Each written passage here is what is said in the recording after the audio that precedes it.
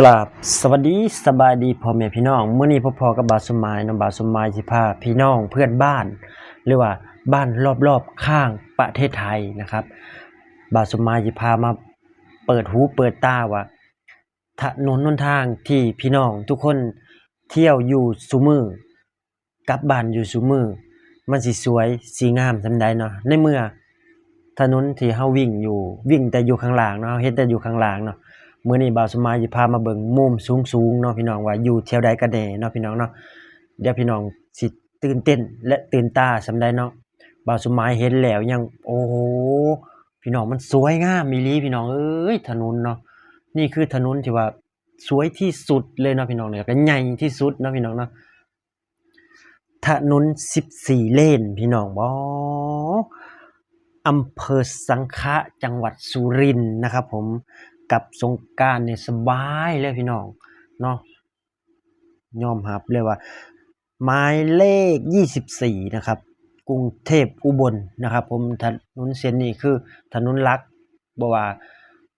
อีสานคนไทยคนลาวคนเที่ยวต่างจังหวัดเนาะเพิ่นสิใช้บ่อยเนาะพี่น้องเนาะเพราะว่าเพิ่นสิใช้ถนนเส้นนี้บ่อยมากนะครับเกือบแทบทุกวันเนาะแต่บ่าวสมายก็นานๆได้ใช้ทีหนึ่งเนาะก็ได้กลับบ้านเนาะพี่น้องเนาะก็มาเบิ่งมาชมนำกันว่าพี่น้องสิคิดเห็นจั่งใดเนาะกับบ่าวสมายเนาะว่าบ่าวสมายว่ามันงามมันสวยเลยเนาะพี่น้องสามารถที่ว่าเฮ็ดให้เครื่องบินลงจอดได้นะพี่น้องเวลาฉุกเฉินนะถนนเส้นนี้นะ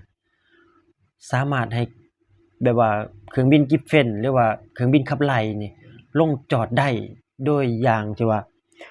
สะดวกสบายเลยเนาะพี่น้องบ่ต้องติดขัดหยังเลยเนาะเดี๋ยวพี่น้องบ่าวสมายสิพาไปเบิ่งคลิปนำกันเนาะพี่น้องเนาะ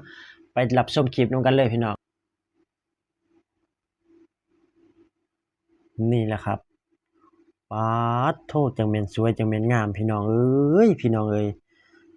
บ่าวสมายเห็นแล้วนี่เคยเห็นแต่อยู่ข้างล่างเนาะเคยวิ่งแต่อยู่ข้างล่างแต่พอมาเห็นมุมสูงแล้วป๊าดนี่บ่ถนนเนาะพี่น้องเพิ่นคือสร้างได้สร้างดีเพิ่นเอาเงินเอาคำแต่ไสมาสร้างเนาะ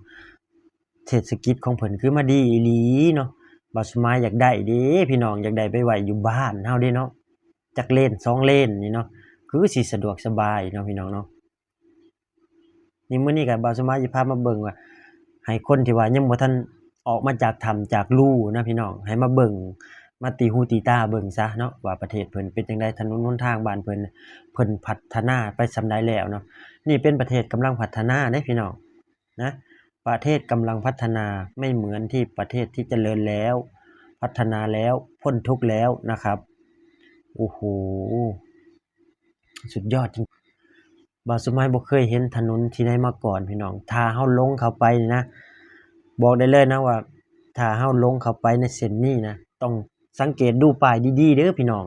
บ่ซั้นแล้วก็พี่น้องต้องเติมน้ำมันให้เต็มถังเนาะซั้นเฮาสิหาบ่ลงบ่พ้อเนาะเพราะว่าถนนนี่เฮาเบิ่งอยู่ข้างล่างนี่เฮายังหลายตาแต่ขึ้นมาเบิ่งมุมสูงแบบนี้สวยงามพี่น้องโอ้โฮงามคักอีหลีพี่น้องเอ้ยนี่นี่คืออยู่แยกบางนาเด้อพี่น้องเอ้ยนี่นะถนนเส้นนี้นะไขว่กันอยู่คือเส้นข้าวปุ้นนี่เนาะพี่น้องป๊าดโธ่หายกว่าเส้นขนมจีนก็ว่าได้เนาะนี่แหละคนอยากให้คนลาวที่ว่ายังบ่ทันเปิดหูเปิดตาเนาะหรือว่าประเทศเขมรก็แล้วแต่เนาะรอบข้างบ้านนี่นะข้างประเทศไทยนี่รอบข้างรอบแอวเพิ่นนี่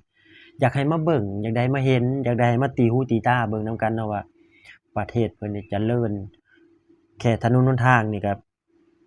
กินขาดเลยแม้แต่ถนนไปหน้าประเทศเพิ่นนี่ยังเพิ่นเทคอนกรีตยังลาดยางนะพี่น้องประชายังถนนเส้นหลักของประเทศเพื่อนบ้านนี่บ่จักมีแต่หลุมแต่บ่อนะบางคนก็ออกมาอัดคลิปก็ว่าสิเอาปลามาปล่อยเนาะเอาปลามาปล่อยเอาข้าวมาดำใส่มีฮอดงัวฮอดควายยังมานอนอยู่ในถนนโอ้โฮนี่แหละครับถนนที่สวยที่สุดเนาะก็คือถนนประเทศไทยเนาะพี่น้องถนนที่ดีที่สุดก็คือถนนประเทศไทยนะดีจนว่ารถแล่นจนสิบ่แทบสิบ่ติงเลยเนาะพี่น้องเนาะ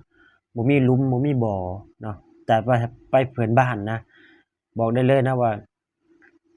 ขี่บ่ถึงกิโลนะปวดหลังปวดแอวแน่นอนนะครับได้หาโรงพยาบาลแน่นอนเลยผมว่านะโอ้โฮถนนพี่น้องเอ้ยนี่ๆสวยที่สุดเลยนี่พี่น้องเอ้ยนี่โอ้โฮบ่ให้ผมว่าเนาะระดับขั้นเทพเลยถนนนี่นะ14เลนพู้นพี่น้องเอ้ยพู้นคิดว่าสนามบินเตโชก็ว่าได้พุ่นนะสนามบินเขมรนี่เฉพาะถนนเส้นนี้นะถนนเส้นนี้เส้นเดียวนี่นะกว่าสนามบินเตโชของเขมรพี่น้องป๊าดโธ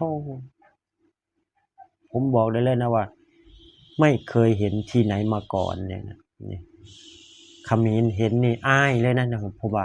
เขมรเห็นนี่หน้าแตกอายเลยไอ้บอยพูดไม่ออกเลยอย่าเอาถนนขี้โคลนอย่าเอาถนนนั้นมาโชว์นะบอยนะเนาะบอกได้เลยนะโอ้โฮสวยงามอีหลีพี่น้องเอ้ยนี่ๆๆป๊าดโธนี่แหละเพิ่นว่าเนาะเครื่องบินสามารถลงจอดได้แบบสะดวกสบายหาเสาฟงเสาไฟยังบ่เห็นพี่น้องป๊าเพิ่นเอาเสาไฟไปไว้อยู่ไสพี่น้องเอ้ยเนาะมันก็ลงได้แหล้วเนาะถนนบักใหญ่หนึ่งเนาะถนน14เลนป๊าดโธแบ่งให้บ่าวสมายเด้อพี่น้องเอ้ยจัก3เลนเนาะ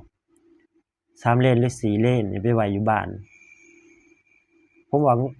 ถ้าไปไว้อยู่บ้านผมนี่นะ3เลน4เลนนี่บ่ว่างัวควายนี่หมูเห็ดเป็ดไก่นี่พากันย่างแข่งกันอยู่บนถนนนั่นแหละตุ้มตั้มบุ้มบั้มบุ้มบั้มอยู่หั่นแหละพี่น้องเอ้ยตื่นเต้นเนาะมันได้ถนนดีเนาะถนนงามหลายเฮ็ดถนนให้งัวควายเพิ่นย่างแข่งกันเนาะอืมนี่แหละครับถนนประเทศไทยเนาะบ่ได้เปรียบเทียบเด้อพี่น้องเอามาให้เบิ่งเนาะคนที่ว่ายังอยากบุหรี่ประเทศไทยว่าประเทศถนนประเทศไทยอือบ่เจริญเนาะบ่ดีเท่าถนนประเทศเพื่อนบ้านเพิ่นเนาะนี่ก็แม่นของเพิ่นเนาะของประเทศเพิ่นนี่เป็นประเทศที่กำลังพัฒนานะเพราะว่าประเทศข้างเคียงเพิ่นพัฒนาแล้วเจริญแล้วพ้นทุกข์แล้วพัฒนาต่อไปเด้อพี่น้องเอ้ยเนาะแต่นี่เพิ่นกำลังพัฒนาเนาะนี่แหละประเทศกำลังพัฒนาที่สวยงามที่สุดเนาะแม้แต่ทางไปนายังสวยงามจักสิว่าส่ำใดเนาะพี่น้องป๊าดโธจังแม่นเพิ่นเฮ็ดคักเฮ็ดแน่อีหลีอะล้อนี่เนาะอยากให้บ้านบ่าวสมายเฮ็ดแบบนี้เด้เนาะโอ้ป๊าดโธผมบอกได้เลยนะว่ารถนี่แล่นนี่วุ่นวันๆบ่จักมอสอกมอไซค์แล่นวุ่นวันๆๆจักสิแม่นมื้อละจักตุ้ยกันตะเบิดตะพื้อผมบอกได้เลยตุ้ยกันเป็นตุ้ยเลยถนนดีแล้วมันแข่งกันเนาะ